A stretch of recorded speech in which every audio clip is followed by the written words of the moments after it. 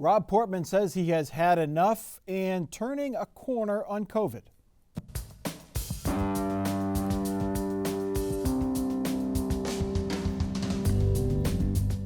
Joining us on Columbus on the Record this week, Herb Asher, OSU political scientist, Julie Carr-Smythe, State House correspondent for the Associated Press, and Bob Clegg, Republican strategist.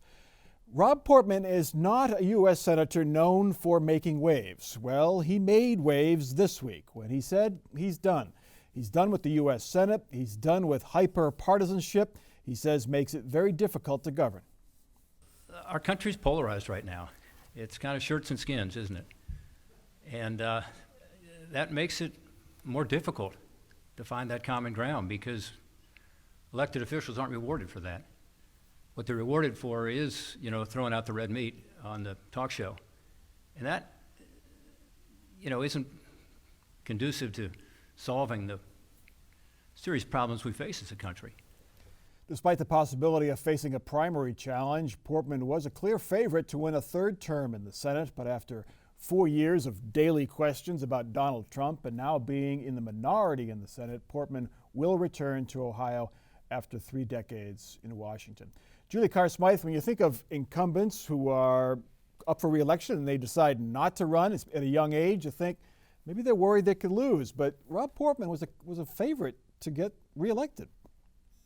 I don't think it was about that. I really don't. I mean, he's an incredible fundraiser and also has walked a careful line. As he mentioned in that speech, he's a bipartisan, he works for bipartisan solutions. And, many people would fault him, I guess, on both sides of the aisle in terms of that strategy. The far right was kind of upset with him for statements he made against the president, and the left was upset with him because he wasn't strident enough on any of those attacks. And so, I think that plays pretty well at least in the old Ohio, in the old post-insurrection, the politics that existed that we're all trying to reevaluate right now. But what I think that his issue is he just turned 65. It's a 6-year term. He's not up for 2 years, so that gives some other people a way in. And I think he's probably not relishing being in the minority and having no real opportunity for impact. Yeah, Bob Clegg, when you think about senators, I mean, it's odd to label a 65 or 67-year-old as one of the younger members, but it really is the case. Not everyone has to serve until they're 90. And do you really believe that Rob Portman just said, look, I can't do this anymore. I'm going to come back. I can't handle the far right and far left arguments. Yeah, I can believe that he thought that. I mean, he's been in public service for almost 30 years, but he's not like Sherrod Brown, where he ran for office at a real young age. He worked in the first Bush White House, then went to Congress, then left Congress to work in the second Bush White House. So he's not one of these driven politicians that needs to make a living by holding public office. So no, this in a way, this didn't shock me that much. I was a little surprised, but not really shocked. Herb Asher, Senator Portman complains about hyperpartisanship, but he's been there for 30 years. He complains about the current state of politics. He's part of the current state of politics. Shouldn't senators like him, who are conservative but more reasonable, fight harder for how they think government should run? Am I being naive? No, I think you're absolutely right. And I think actually his departure raises the possibility that his replacement will further worsen the problem, depending who in fact finally gets elected. That at the very least, Senator Portman was a calming voice. He was a person who worked very well actually, with Sherrod Brown, and was not one of these strident Republicans. He is a conservative, but I think for certain Republicans, he's not as hard line as he should be, but he's also gotten an awful lot of criticism and hear from newspapers, from talk shows, that he has not been tough enough on Donald Trump. And he gets that an awful lot. And I don't think he's quite used to that notion of being criticized on things that are not really policy. It's really a sort of personality. It's really how strong is he? Does he have the backbone to stand up to Donald Trump? And I think that got to be very unpleasant also. And I think, as Bob said, that if he did stand up to Donald Trump more vociferously, he'd have been really just yelled at by his own party. It's not just that it's a hyper-partisan Democrat versus Republican. I assume it's not as comfortable today to be a Republican in the current Congress if you want to speak your mind on certain issues. So I think there was a general discomfort with the whole governing process, but I don't think he had to worry about being in the minority for very long. It's 50-50. He would be a relevant voice in a 50-50 Congress. And last week, Chuck Schumer was almost the shortest, had the least tenure as majority leader when they took Senator Leahy to the hospital. So I don't think there was that being in the minority. And in fact, probably Portman would have been more effective than a lot of Republicans in working from a minority position in influencing the majority. But again, he's made the decision that politics and governing is not fun for him anymore. U.S. Senate seats do not come open very often, and when they do, it's everybody into the pool. So the speculation, or the trial balloons anyway, they're up, and no less than a dozen recognizable politicians have expressed interest in running. Let's first go to the Republicans. Sitting Congressman Brad Renstrup, Steve Stivers, and Mike Turner are considering it. There is former Congressman Jim Renacci, Republican Chair Jane Timken, former Treasurer Josh Mandel, Attorney General Dave Yost, Secretary of State Frank LaRose, and author J.D. Vance, who's been mentioned before. Bob Clegg, noticeably absent from that list, is Congressman Jim Jordan, who announced he wants to stay in the House. Jim Jordan has, in the last cycle, Bob, Jim Jordan raised $18 million. He's got $5 million on hand in his campaign account. He's well known statewide. Are you surprised he didn't give it a shot? No, not really. He has his own brand that he's created in the House. And as you say, he's been very successful at it, obviously, with fundraising and all of that. And remember, congressmen can't run from cover when they run for things like this. So, he would be putting it all on the line if he decided to run. And I think he's just really comfortable what he's doing in the House and where he's at in the House. And I think that was probably the major factor of why he decided not to go for this Senate seat. Julie Carr Smythe, that is the problem that Congress people face. Tim Ryan being an example, Betty Sutton, the former congresswoman being another example. To run for governor, to run for U.S. Senate, you have to risk your own seat, which might be comfortable at the time. Right. Yeah. And then it's it's sort of, that's the end. And with some of these folks, it's a very comfortable seat. As we know, Jim Jordan's seat is incredibly comfortable for him right now. There will be redistricting coming, but the way the map is currently drawn, it's really unlosable for him. And so, it's a lifetime sort of vision that he can have. He's a young man, but, I think that that's definitely an issue. Now with Tim Ryan, I think that he's always kind of aspired to some kind of higher office. We hear his name almost all the time. We've heard him as a possible VP pick at times, or maybe he's going to run for governor. And so it seems like he's willing to take that risk in a way that Jim Jordan really wasn't. Yeah, Bob Clegg, we'll get to the Democrats in just a sec, but who do you like now? Is Jane Timken? She won Ohio for Mike DeWine as party chairwoman. She extended Donald Trump's margin of victory in Ohio this past November. A lot of goodwill she's developed in the party, I'm sure. Is she the strongest candidate on that sort of pro-Trump side right now? I think, yes, she'd be a very strong candidate, but we have others that would be equally as strong. That list you just gave were some pretty strong candidates, and that's our problem as the Republican Party here in Ohio. Our bench is just too deep.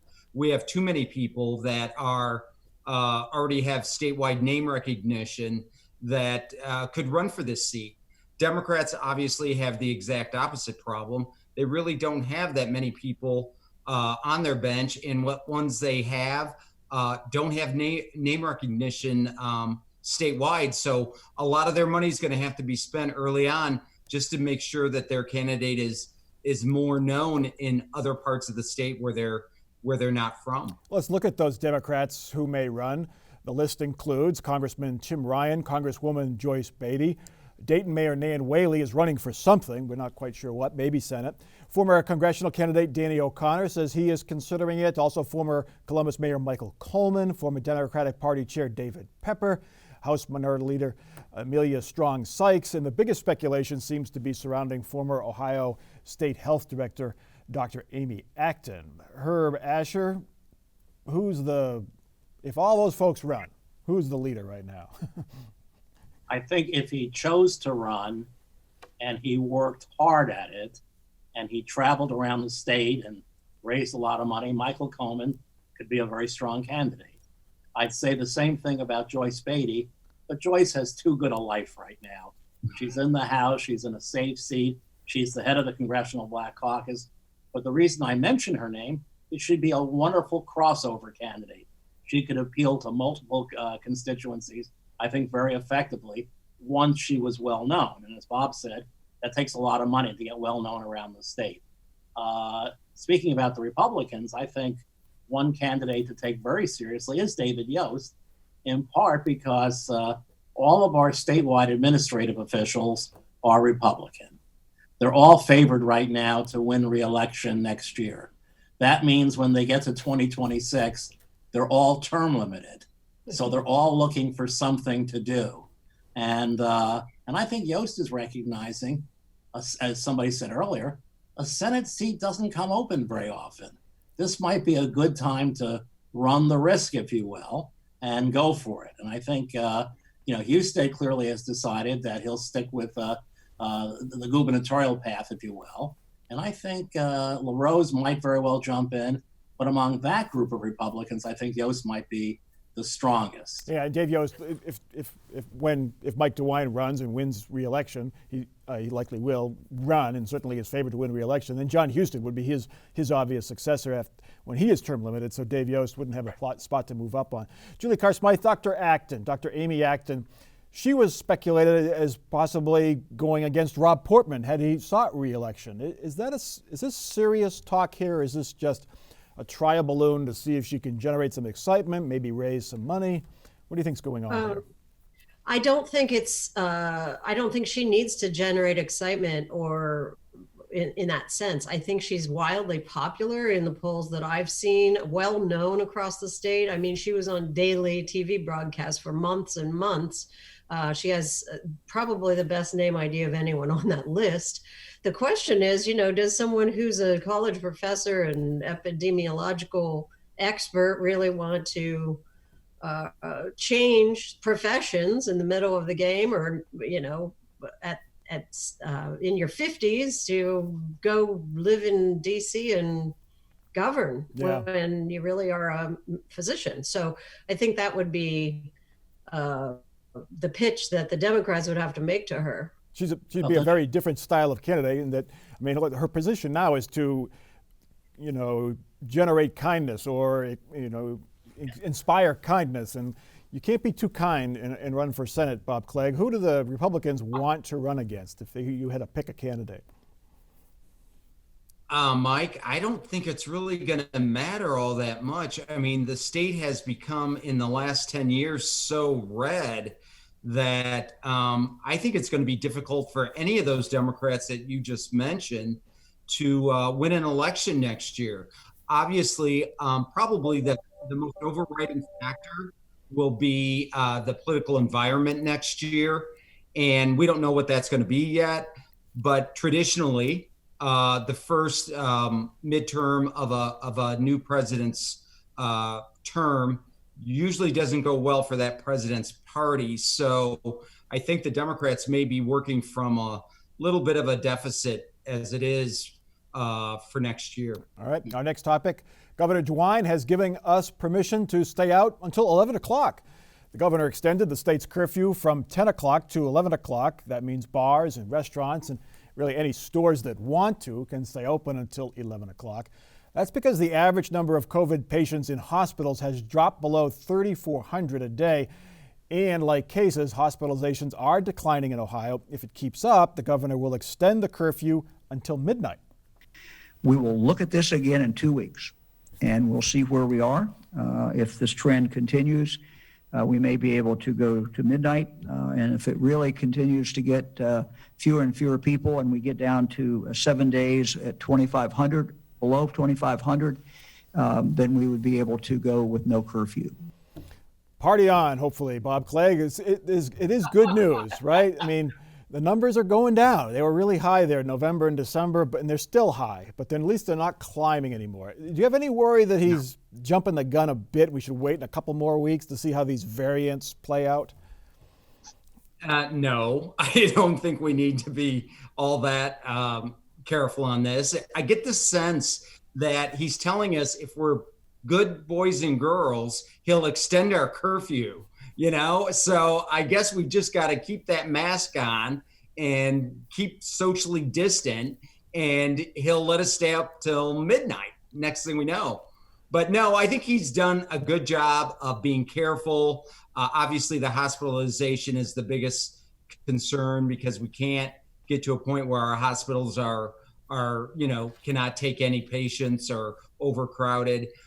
So I think it's great for the citizens of Ohio to see that it's working and that they need that positive reinforcement that if you keep doing this, we'll get rid of this eventually, the whole curfew process. So, no, I think he's handled it very carefully, but correctly. Julie Carr Smythe, he's going by the numbers. When the hospitalizations reached 3,400 up to close to 4,000 back in the mid-November, that's when he imposed the curfew. The numbers were heading up at that time. Now they're at 3,400 and heading down. He's dialing back on the curfew. So he seems like he's following science, following the numbers again.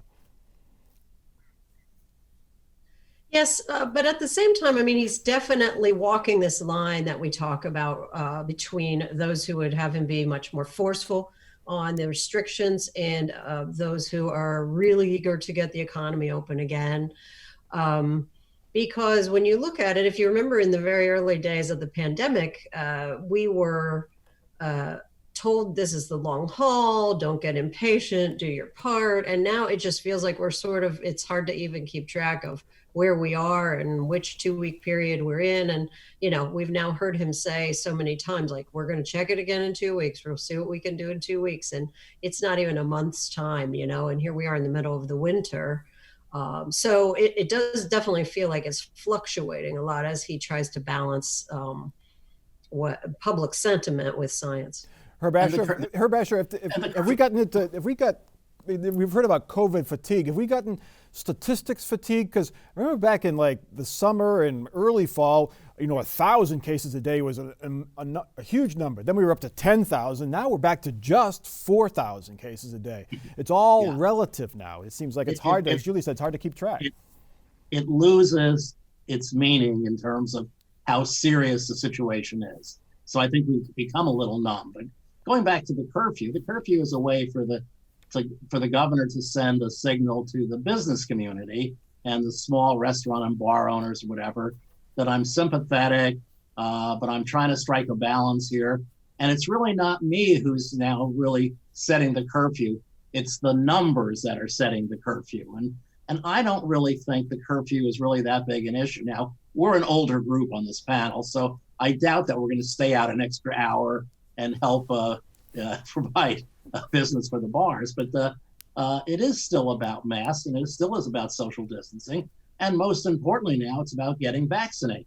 Yeah. And I think we have a fairly good system in Ohio, although I would worry about the rural areas. I think we're very fortunate here in Franklin County. Let's get to that. Ohioans continue to get COVID vaccines slowly. Ohio gets about 100,000 doses of vaccines each week. That amounts to just 1% of the state's adult population. At that pace, it'll take 2 years to vaccinate all Ohio adults. Officials do expect the pace to quicken as more vaccine comes online. For now, those eligible for the vaccine starting Monday are Ohioans 70 and over and some 55,000 teachers. Herb Asher, again, the governor is is going with the most vulnerable folks get the vaccine first, and then teachers so we can get kids back in the classroom. Does that make sense to you? Absolutely, absolutely. I think we're coming to a broad agreement that schools need to reopen for in-person teaching. We understand why teachers might be nervous if they haven't been vaccinated. So I think it's very, very important that we put teachers in that priority category sooner rather than later. And then if we've done the necessary adjustments to the school environment, plus teachers being vaccinated, then I think there's no real argument against reopening schools for traditional learning. And then you're going to face the issue of what role will the teachers unions play in supporting or opposing that.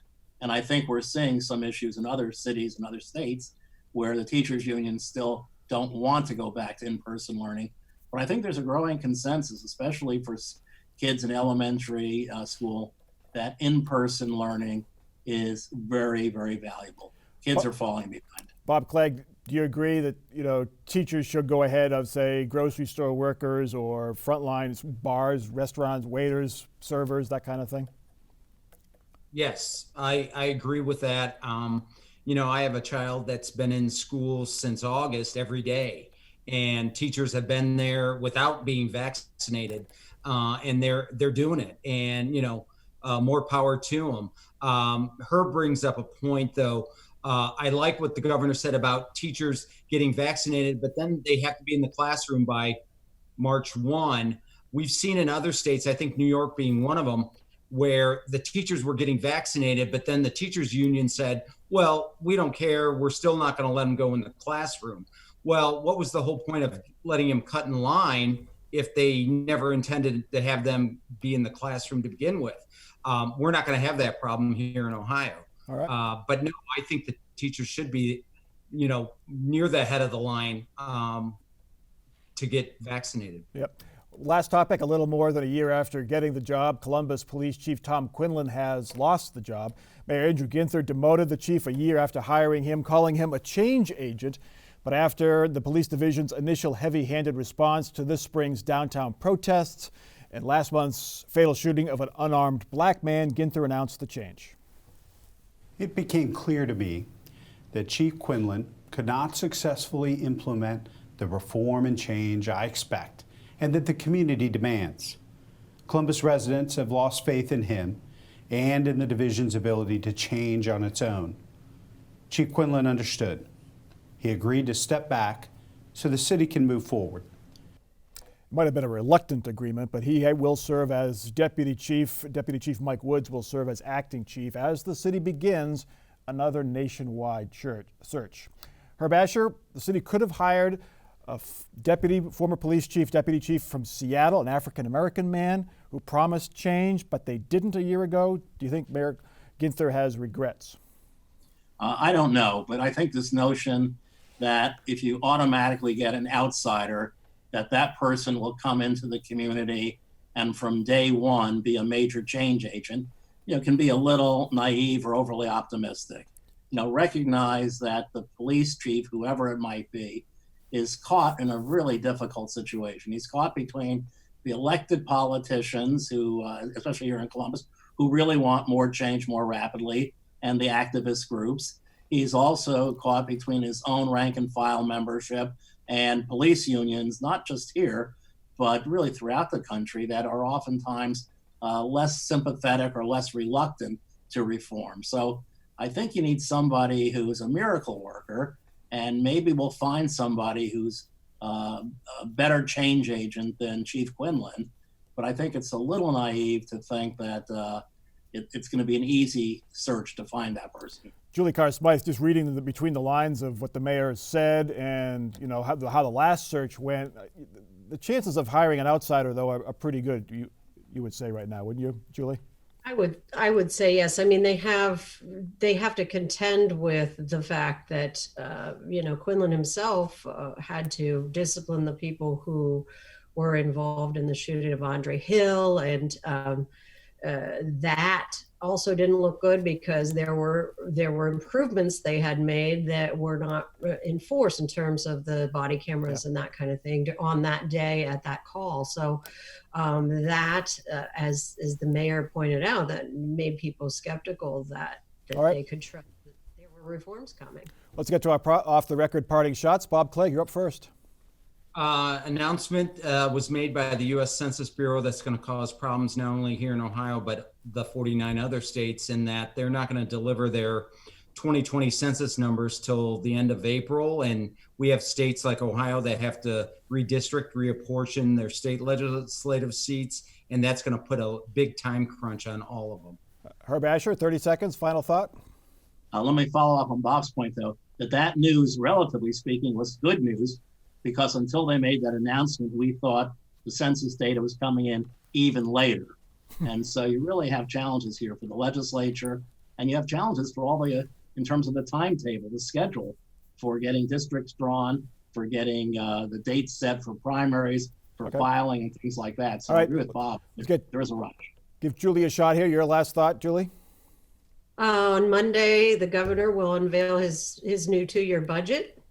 And one of the most interesting things that we'll be watching for will be, how does he balance it? Obviously we've lost a lot of tax revenue during the coronavirus, but we'll see how he funds his priorities. So that'll be what to watch next week. Well, he'll have an extra hour of beer and wine taxes after he extends that curfew. Good news for Super Bowl fans next week. They can stay and don't get kicked out on the fourth quarter. That's Columbus on the Record for this week. Thanks for our panel. Thanks to our crew. I'm Mike Thompson. Stay safe and have a good one.